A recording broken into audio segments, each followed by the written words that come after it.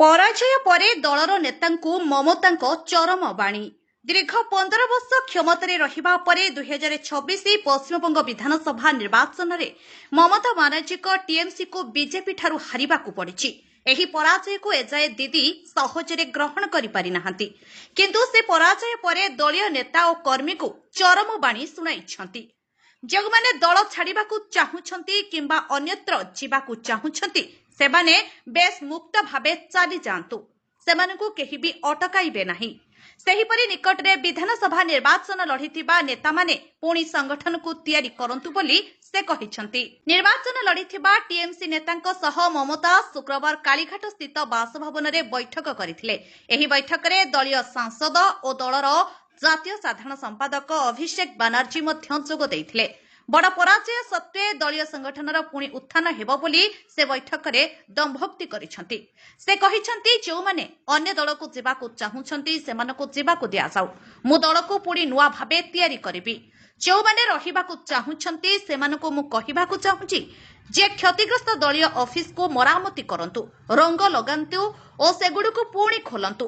ଯଦି ଆବଶ୍ୟକ ପଡ଼ିବ ମୁଁ ନିଜେ ସେଗୁଡ଼ିକୁ ରଙ୍ଗ କରିବି। ତୃଣମୂଳ କଂଗ୍ରେସ କେବେ ହେଲେ ମୁଣ୍ଡ ନୁଆଇବ ନାହିଁ। ଲୋକଙ୍କ ଜନାଦେଶକୁ ଲୁଟ୍ କରାଯାଉଛି। ନିକଟରେ ଶେଷ ହୋଇଥିବା ବେଙ୍ଗଲ ବିଧାନସଭା ନିର୍ବାଚନରେ ଟିଏମସିକୁ ବଡ଼ ପରାଜୟର ସମ୍ମୁଖୀନ ହେବାକୁ ପଡ଼ିଛି।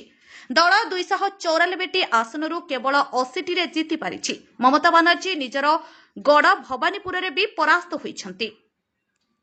ଟିଏମସି 291ଟି ଆସନରେ ପ୍ରାର୍ଥୀ ଦେଇଥିଲା ଓ 3ଟି ଆସନ ଭାରତୀୟ ଗୋର୍ଖା ପ୍ରଜାତାନ୍ତ୍ରିକ ମୋର୍ଚ୍ଚା ପାଇଁ ଛାଡ଼ିଥିଲା।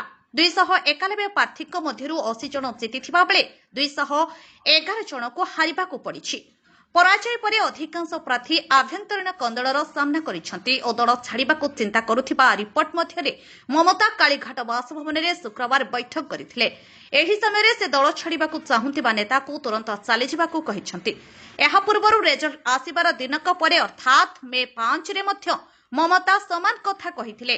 ସେ କହିଥିଲେ, ମୁଁ ଜାଣିଛି ଅନେକ ନେତା ଅଲଗା ଦଳକୁ ଚାଲିଯିବେ, ସେମାନଙ୍କର ନିଜସ୍ୱ ବାଧ୍ୟବାଧକତା ରହିନପାରେ, ସେଥିରେ ମୁଁ କିଛି କହିବି ନାହିଁ। ଯେଉଁମାନେ ଯିବାକୁ ଚାହୁଁଛନ୍ତି ସେମାନେ ଯାଇପାରିବେ। ମୁଁ କାହାକୁ ବଳପୂର୍ବକ ଅଟକାଇବାରେ ବିଶ୍ୱାସ କରେ ନାହିଁ। ବ୍ୟୁରୋ ରିପୋର୍ଟ, ଆପଣଙ୍କ ଖବର। ଅଧିକ ଖବର ପାଇଁ ଆମ ଚ୍ୟାନେଲକୁ ଲାଇକ୍, ସେୟାର ଓ ସବସ୍କ୍ରାଇବ କରନ୍ତୁ।